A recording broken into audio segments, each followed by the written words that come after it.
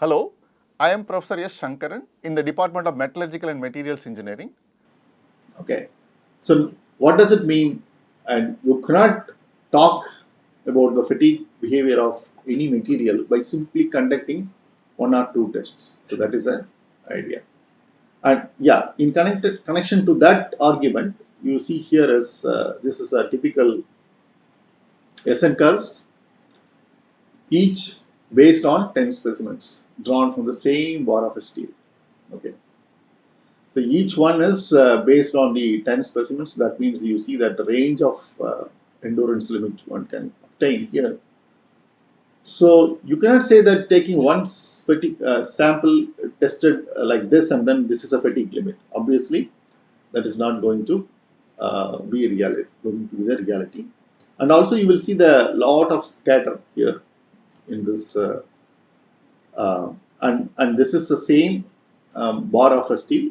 And we assume that this is not under environment or any other variables are fixed. Okay, so this is something you have to understand. Two methods of plotting fatigue data when the mean stress is not zero. Okay, we know what is mean stress, right? Okay, sigma max plus sigma minimum divided by 2. This is mean stress. When the mean stress is not zero, that means R value is increasing. So when you look at the R value, minus 1, 0, minus 0.3, R is equal to 0 and R is equal to plus 0.3. That means the mean stresses keep on increasing. So with the increasing in the mean stress, what do you see? You see the higher fatigue limit. So that is one way of looking at it. Okay, with the increase in the mean stress, R, you can see that the R value increasing to more positive, then also you will see that the fatigue limit is higher for a given material. And you can look at it in the other way, which is if you plot for the same data as an alternating stress versus number of cycles to failure, then you see that sigma 1 and sigma 2 and sigma 3, the highest mean stress will come down here, and the lowest mean stress will exhibit the higher fatigue limit. So this is other way of looking at it. And there is also another way of looking at this effect of mean stress, which is called, it is proposed by Goodman. So it is called the Goodman diagram. What you are seeing here is, this is actually a four quadrant. This is compression, tension in this axis, and this is tension, compression in this axis. So range of stress is given here. And what you are seeing in this is completely reversed stress data plotted here, this straight line. So what you have to look at here is there are two primary lines you have to concentrate. So this is sigma max, which you know, and this is a sigma minimum, which cuts through the compression region and it just goes beyond. And what you need to understand is, as the mean stress is increasing and there's a sigma max and the sigma minimum curve is going to converge. Okay, it is trying to converge, and when it is exactly converging at a point where it reaches the material's ultimate tensile strength. So this is the beauty. So you will get the convergence at the ultimate strength of the material. And if you want to take the data just below the yield point, so then you can stop up to here and it comes here. This is the point. So what is that we are trying to understand? So you have the range of stress sigma minimum and sigma maximum available, okay, for the fatigue cycling at the lower mean stress. You have a huge range is available if the mean stress is low. As the mean stress is increasing, the range available between the sigma max and sigma minimum keep on decreasing till the yield point. So that is one way of looking at it. Or this is another way, nice way of looking at the effect of mean stress. There are a lot of calculations people do by analyzing the fatigue data, but I didn't want to get into the details in the interest of time. But one primary idea is to look at the effect of mean stress. There is another way of plotting the Goodman diagram is this. Instead of that kind of a plot, you will have an alternating stress sigma A versus sigma M, and this is the yield strength line, and this is a Goodman line, and this is a Gerber parabola. So you have the equations, the linear equations are given in terms of alternating stress and endurance limit, and this is a Gerber relations, which is given by this. So these are all the corresponding plots. So we will now talk about another important aspect called the cumulative damage. Okay. In the fracture mechanics, we discussed about overloading. Okay. So here we are talking about overstressing. Okay. Testing at a stress above the fatigue limit for some number of cycles, and then subsequently running the test at another stress level, generally it results in a reduction in life. So you know the fatigue limit of the material, but initially you subject the material to very high loads for a particular number of cycles, which is much above the fatigue limit, and then you subject them to a lower stress cycling. Then the fatigue limit is going to be reduced, or the number of life cycles to failure is going to be reduced. Under stressing, testing at a stress level below the fatigue limit for a large number of cycles, and then testing at higher stress. It results in increase in the fatigue limit due to localized strain hardening at sites of possible crack initiation. So this is just exactly opposite to what we have done in the overstressing. So you subject the material to very large number of cycles at much below the fatigue limit, where it forms a localized strain hardening sites, okay, ahead of the crack initiation. So the localized strain hardening delays the crack initiation. It is something to do with like we just mentioned about the fatigue limit also. But a material which is subjected to strain aging or work hardening will exhibit sharp fatigue limit, something like that. So when the material is subjected to different type of loading, and how to accommodate that total life, how to understand the total life. So that is why this minor rule is looked at. It's called Palmgren minor rule, and damage caused by n number of cycles at different stress levels are given like this. So this is n1 by capital N1 plus n2 by capital N2. So something like it goes up to nk by capital Nk is total. The fraction of this different load cycles is equal to 1.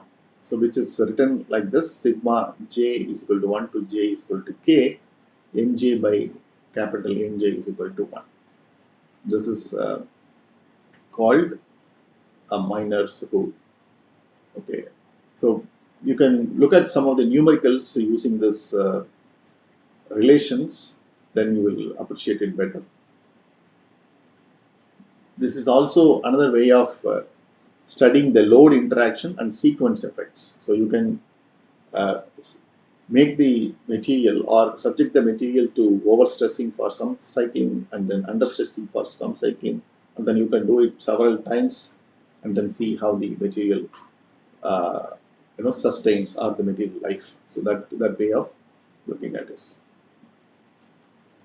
The another important point now we are interested is changes in the surface properties, and fatigue limit decreases with the following: decorporation of surface of heat treated steels, soft aluminum coating applied to a stronger edge hardenable aluminum alloy sheet, electro polishing of steels. So all these are going to modify the surface of the material, which is going to affect the fatigue limit. In fact, these are all the factors which are going to decrease the fatigue limit. And what are the factors which will increase the fatigue limit? So surface treatment like nitriding, carburizing, flame and induction hardening. These are the surface treatments which are going to increase the fatigue limit. The effect is more in cases where the stress gradient exists. Okay. The crack initiation at the interface between hard and soft bases. It is something like what we have just looked at, the the residual stress developed ahead of the crack tip in the fracture mechanics. The same aspects we are discussing there. So what are the important factors as far as surface residual stresses are concerned, which is connected to fatigue? That's what I want to just emphasize in this point. Residual stress arises when the plastic deformation is not uniform in throughout the stress in cross section of the bottom being deformed, the part being deformed. There is a typo here. Is not uniform throughout the cross section of the part being deformed. So that is something you have to remember. In general, for a situation where part of the cross section is deformed plastically, while the rest undergoes elastic deformation, the region which was plastically deformed in tension will have a compressive residual stress after unloading, while the region which was deformed plastically in compression will have a tensile residual stress when the external force is removed. Okay, we have pictorially seen this aspect in the head of the crack tip in the fracture mechanics chapter. So with the very nice animation, we have shown the same idea, how the residuals, in fact, we showed the residual stress profile ahead of the crack tip. But here we are talking about the surface, general definition. For many purposes, residual stresses can be considered identical to the stresses produced by an external force. You cannot think that residual stresses will be always less than yield stress or ultimate stress, tensile stress, or so on. So there could be instances where residual stress also will have the similar magnitude, very high magnitude, as good as yield stress as well as ultimate tensile stress. Addition of residual compressive stress which exists at a point on a surface to an externally applied tensile stress on that surface decreases the likelihood of fatigue failure at the point. So this point is very important, and we will just look at the residual stress development profile in this schematic. What is shown here? This is a shaft which is being subjected to bending. So bending moment is given as this. So the surface is subjected to tension. The bottom layer is subjected to compression. So this is a maximum compression, sigma max, and this is a sigma max tension. So that is the profile. Okay, so this is a shaft or a bar which has not subjected to any prior deformation, or any the residual stresses were not developed prior to the deformation. Now we will do typically a surface treatment on this profile, this same shaft, typically a sharp peening type of surface treatment, which can produce a surface residual stress with the profile like this, sigma r. So what will happen after that? The same bending if you do after this surface treatment, then what is that we are seeing? What is that now we are seeing? Now the sigma max plus sigma r. What you are seeing is sigma max plus sigma r is this, and that is the tension, and this is sigma max plus sigma r is a compression. Okay, so this reduction in the magnitude of the sigma max in tension is because of the compensating residual stress already present in the surface. So that is how we have to understand. So the surface compressive residual stress significantly reduces the sigma max tension on the surface. So that way it will be less effective in initiating the crack or propagating the crack on the surface. So that is the idea. Now, whatever we have just looked at so far, it is a stress life approach.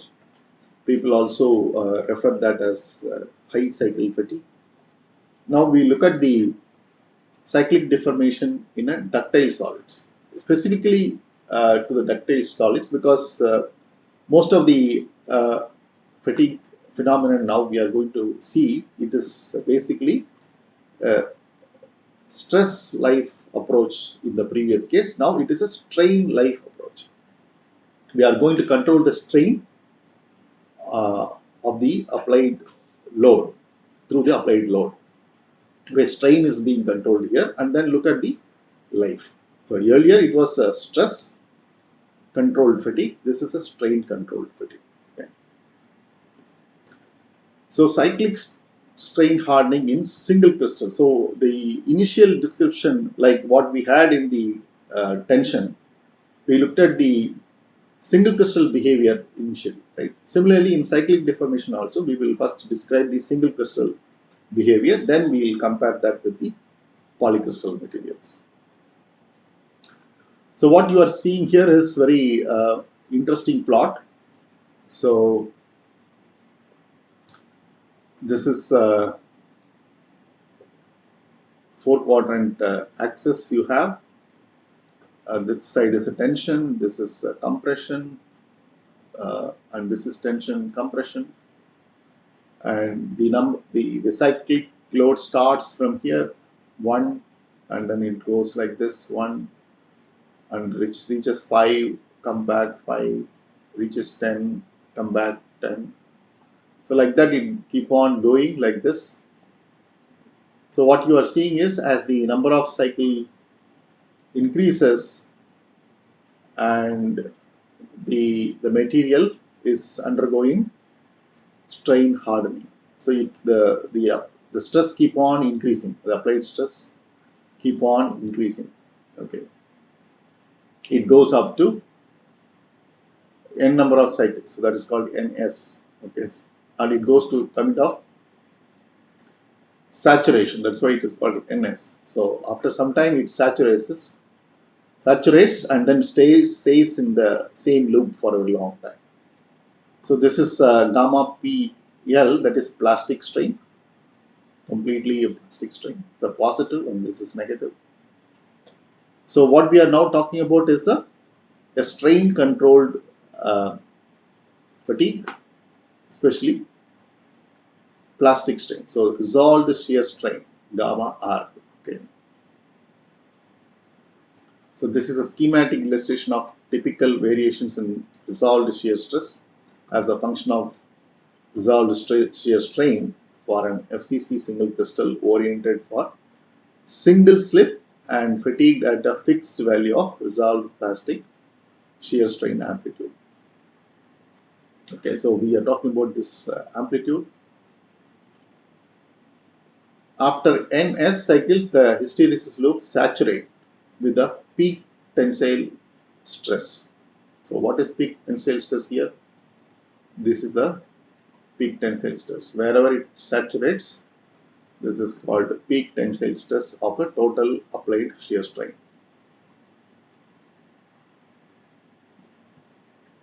So what is shown here, it is that is for the complete data description. Now what we are trying to do is this hysteresis loops with the resolved shear stress at a saturation plotted against the resolved shear strain. So the saturated, the hysteresis loops are plotted, so you get to see that all these corners of this, the hysteresis loops are connected. So this is nothing but a stress strain curve. So which is what taken out and then plotted here for the clarity.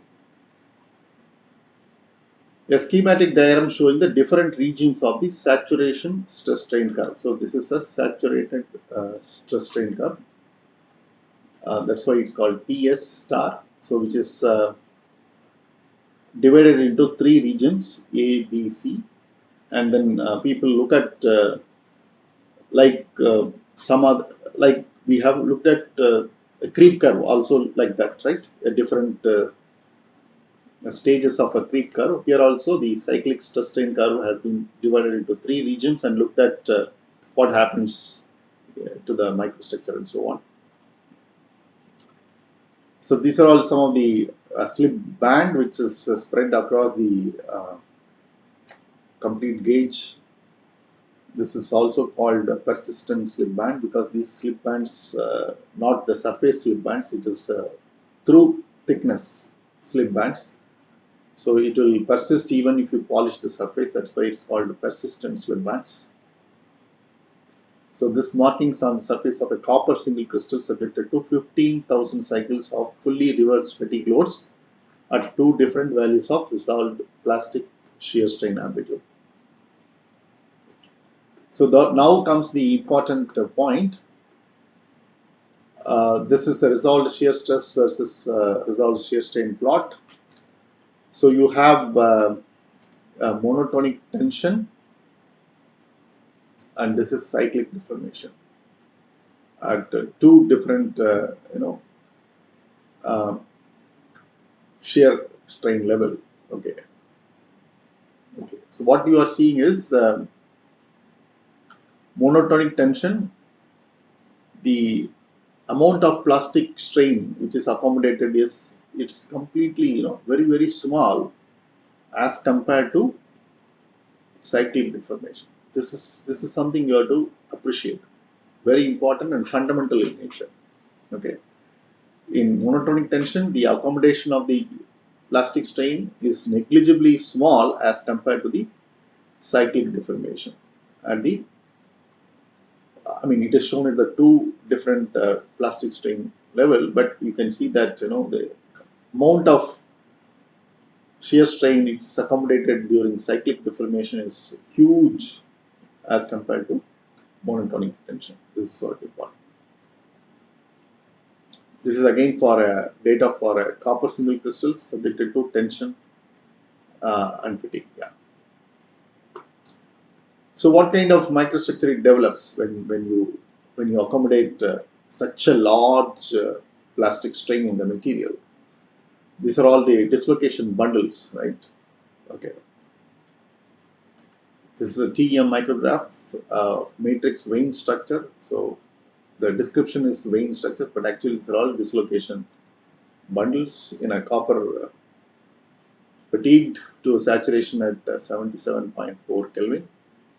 The plane of figure is primary glide plane and the Burgers vector is along 101. So this is some analysis dislocation analysis is given. So the bundles are like veins. It runs through the material. That's why it's called vein structure. The mean spacing of the edge dislocation in the veins can be related to the trapping distance. There is some quantification about the dislocation activity in this type of microstructure. This please remember, this is a microstructure of the single crystal of copper fatigue to saturation. And there is some schematic about these PSBs. What are PSBs? And then in order to give you a visual perspective, some models are given. So you know what is edge dislocation, and these are all bundles of edge dislocations. Okay, and gliding screwed segments, which is in between. You can see that, and there are dislocations bowing out. and with the edge segment, screw segment, and what is dislocation wall. They're all people try to characterize the deformed structures by giving several different nomenclatures. And people have also looked at the kind of uh, systematic structures and try to understand them. So this is nothing but a schematic illustration of dislocation arrangements in FCC metals. Please understand, this is also studied only in FCC metals. And vein structure in matrix and enlarged view of dipolar walls and dislocation debris in PSB. A three-dimensional sketch of a geometry of PSB is formed in copper crystals at all. So this is how the persistent slip bands are envisaged in an FCC metals. Macroscopically, the saturation of the hysteresis loops corresponds to a state where an equilibrium is achieved between bundles of edge dislocation and surrounding matrix piled by screw dislocation. So, why a single crystal reaches a saturated stress or saturated hysteresis loop? So, is one of the explanation is that there is an equilibrium is reached between the bundles of edge dislocation and the surrounding matrix piled up by screw dislocation. Under these conditions, fine slip markings are observed on the free surfaces. This slip concentration process is nucleated at the beginning of region B. We are talking about the cyclic stress strain curve, where we just showed A, B, C. So people are trying to explain that. The slip concentration process is nucleated at the beginning of region B in the cyclic stress strain curve, and it is intensified as the applied plastic strain is increased. Earlier investigation by Humphrey and Gow showed that fatigue crack initiated along these bands where the slip was intense. So wherever you see the very intense slip lines, that is where the crack initiation sites. That is how people are finding it out. These slip lines are termed persistent slip bands by Thomson, Wordsworth and Lowett, who found these in copper and nickel. And why the name? Because these bands will be spread through thickness completely. So even if you remove by polishing, you will keep seeing these bands. That's why it's called the persistent slip band. And you see the typical dislocation structures, and this is again a TM image in a copper crystal fatigued at plastic strain of 10 to the power minus 3 at room temperature. A view of 2 bar 1 section revealing the matrix veins, PSB walls, and screw dislocation in the channel between the walls. So this is PSB, you can see that, and there are veins, you can see matrix veins, and yeah. So what you have to understand is the fatigue microstructures are unique and they are not similar to a microstructure deformed under tension or compression. Okay, so this is unique microstructure. The dislocation found within the PSBs is considerably different from that of matrix. The matrix contains about 50% by volume vein-like structures consisting of dense arrays of edge dislocations. On the other hand, PSB structure is generated due to the mutual blocking of glide dislocations and the formation of parallel wall ladder structures which occupy about 10% by volume of the PSBs. This is what I have just shown in the previous slide. Basically, this is a description of what we have already seen. And formation of labyrinth and the cell structures. So, in the next lecture, we will talk about all this further dislocation, cell structure and formation and so on, and try to relate this. And we will also look at how this single crystal deformation can be related to or extended to polycrystal deformation in the next class. I will stop here. Thank you.